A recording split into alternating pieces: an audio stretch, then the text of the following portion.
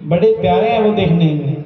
सृष्टि में जिसने श्याम सुंदर को नहीं देखा उसने किसी को नहीं देखा, और जिसने श्याम सुंदर को देखा तो पूरी संसार में जो सुख है वो प्राप्त हो जाता है। तो लोग कथा की तरह, कहानी की तरह सब विद्यार्थी सुन करके अपने अपने काम में लग जाते हैं। एक विद्यार्थी था, उसका नाम था, भैया बड़ी अच्छी कथा है, अंतिम कथा सुनो ना सुनो, इस कथा को जरूर सुनना 5 मिनट की, बड़ी अच्छी कथा। तो सब कथा कहते हैं, जैसे सभी जहाँ पे आते हैं कुछ बातें सुनेंगे, कुछ कथाएं सुनेंगे, कुछ नृत्य देखेंगे, अपना अपना आनंद, किसी को कुछ नहीं कह सकते। कुछ केवल नाचने के लिए आएंगे, कुछ केवल कथा के लिए आएंगे, कुछ केवल आनंद के लिए आएंगे, कुछ केवल मेरी तरह प्रसाद के लिए आएंगे। अनामी खाते सबसे ज्यादा, अपने अपना आनंद है भैया। जितने मन, जितने शरीर, जितने जीव, उतनी बातें, किसी को कोई नहीं बदल सकता। तो उसमें एक विद्यार्थी था बोलू राम। बोलू राम बिल्कुल बोला आपकी तरह, बाकी मेरी तरफ भी चलाक सारे विद्यार्थी। वो सोचते कि हम चलाकी से पढ़ाई लिखाई करेंगे, बड़े बनेंगे, ये करेंगे, वो करेंगे।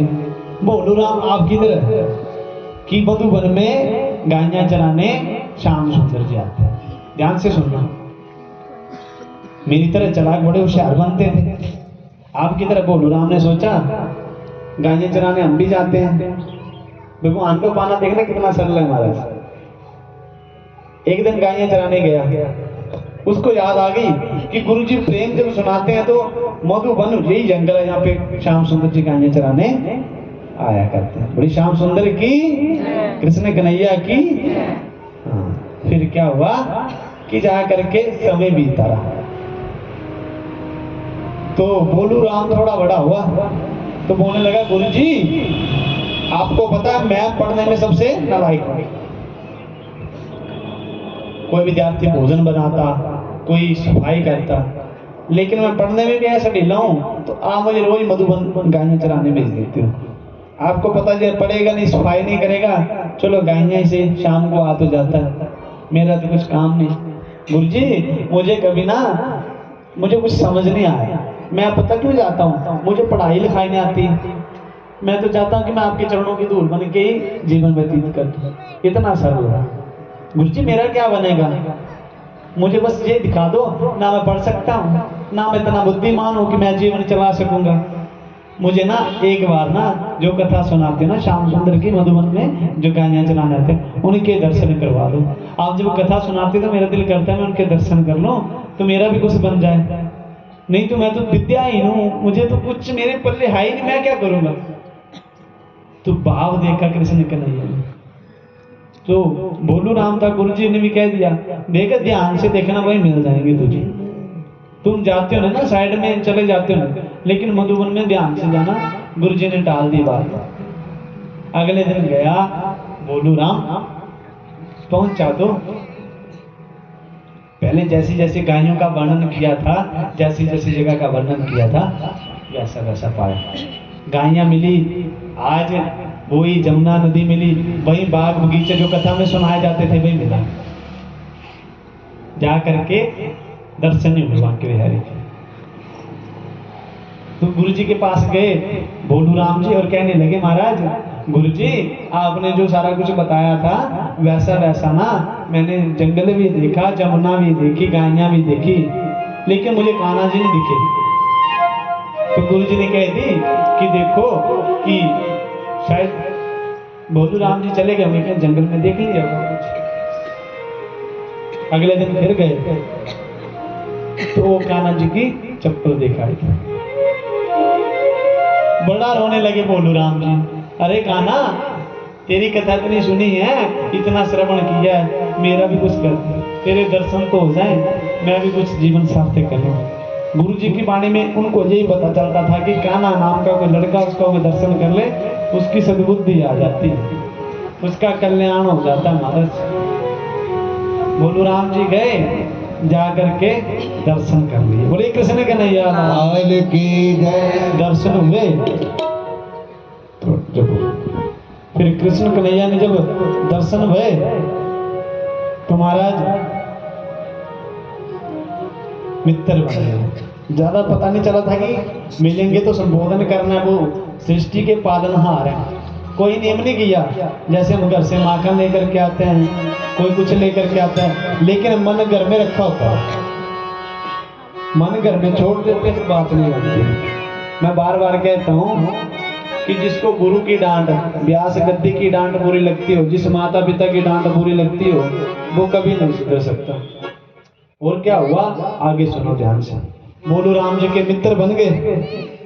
मित्र बने तो रोज उठना बैठना। बोलू राम अपनी मस्ती में आनंद आने लगा। अब तो सुबह गायें ले जाता, जा करके गायें चराता, तो गुरु जी से कह दी कि श्याम सुंदर मेरे बड़े मित्र हैं। तो गुरु देखने लगे, आनंद देखने लगे। गुरु जी रोने लगे। देखो सच्ची में आपकी बात कान्हा से होती है। जिस ज्ञान की प्राप्ति की भगवान को पाने के लिए, वो बोलू राम को बिना ही ज्ञान के मिल गया, बिना ही किसी नीति से मिल गया। तो भी तो बोलते ना, छल चित्र कपटा ना भावा, जो हरि को भजे सो हरि का पावा। महाराज जा करके वो ना गुरु जी से कहे। गुरु जी इतना रोए। बोलू राम जी कहने लगे, गुरु जी आपकी कथा सुन के मैं उनको देख पाया, तो मैं क्या उन्हें, मनोज जी वो पोस्टरों को पकड़ो, उड़ गया, तो क्या मैं उनको नहीं पा सकता? भैया मत देखो आप। फिर क्या हुआ, जा करके गुरु जी आपकी एक कथा से, एक वाणी से, अब ठाकुर जी से अगले दिन मिलने के, देखो तुम्हारी बात की तो गुरु जी रो पड़े। गुरु जी रो पड़े तो जा करके तुम्हें दर्शन देने पड़ेंगे। गुरु जी ने सख्त आदेश दिए कि उनको लेकर के आना। कान्हा ने कहा, देख मित्र मैं तेरा हूं, मैंने किसी का ठेका नहीं ले रखा, मैंने किसी को मनाने का ठेका नहीं ले रखा हूं। मैं जिसके हृदय में जाना चाहता हूं उसी के हृदय में जाऊंगा। चाहे जहां पे 300 बैठे तो भगवान ने एक को देखना तो उसी को देखना, सब देखते रह जाएंगे ठाकुर। वो अपनी मस्ती में रहेगा। फिर क्या हुआ, जा करके मैया कान्हा से लड़ाई कर ली। देखो जिन गुरुओं के चरण पकड़ के तुम्हें आना पड़ा, मैं तुम्हारा त्याग कर सकता हूं, लेकिन व्यास गद्दी माता पिता और गुरु का त्याग कभी नहीं कर सकता। इनकी निंदा जो स्वयं झेल लेते हैं, व्यास गद्दी माता पिता गुरु की निंदा कभी नहीं झेल पाते। हम नहीं कि हम विराजमान जी, मेरा कोई स्थान नहीं है, ये व्यास मंच है, व्यास स्थान है, व्यास हम नहीं, सब व्यास ही जो कथा करते हैं हमारा। फिर क्या हुआ कि जा करके प्रभु जी उन्होंने कहा दिया कि कान्हा मित्र तो मेरे हो, सखा तुम, सखा मैंने मित्र, सखा तो कभी ना, ये इंग्लिश के शब्द नहीं फ्रेंड सुन ले। सखा मानो जो सखा है, जिससे हर बात की जा सके, ब्रज की भाषा है सखा। तो महाराज जा करके कान्हा को कंधे पे बिठा के ले आए।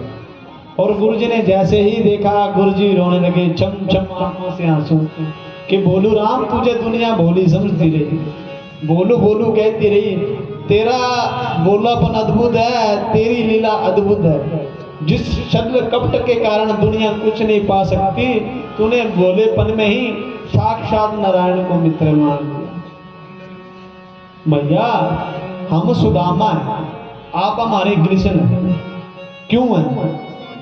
हमारे पास धन नहीं है, हम हरि नाम की सुदामा की तरह कीर्तन नहीं कर सकते। आप हमारे कृष्ण हैं, आप सृष्टि को चलाने वाले, आप ही पालनहार हैं। माता ही पालनहार होती है ना। हम आपके पास आए हैं तो आपने हमें कृष्ण की तरह इतना ऊंचा स्थान दिया है, सुदामा को इतना बड़ा बनाया है। लेकिन जब कृष्ण ही ऐसा हो जाएगा तो काम खराब नहीं हो जाएगा। सुदामा गलती कर दे तो कृष्ण की है कि उसको समझाएं, लेकिन कृष्ण गलत हो गया मैया, परसों की बात करने लगा हूँ, सीधा कोई बुरा मत मानना भैया, सब नहीं करते, कोई मेरी तरह कर ही देते हैं। गुस्सा तो अवश्य आ जाता है, हमें भी आ सकता है, लेकिन मैया स्थान की बड़ी गरिमा होती है।